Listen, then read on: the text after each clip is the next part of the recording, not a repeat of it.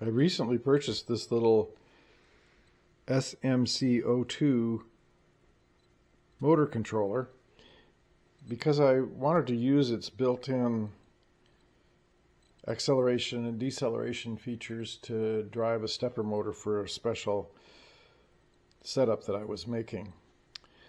But to make that setup, I wanted to be able to use the step and direction pins that are included in the device but are not very easily accessible. These, of course, are the power connectors and the motor connectors, which are easily worked with. But the other pins you can see deep down inside this recess right there. So that meant somehow I needed to be able to wire to those pins. And I figured out that this board was simply held in the rest of the device via a couple of blobs of white hot glue. There was a blob in each corner just like that. I picked those out, and they picked out just like you'd expect hot glue to release. It wasn't too hard, but it took a little bit of effort. And then this board, the main part of the whole circuitry, connects to the display board via a couple of headers.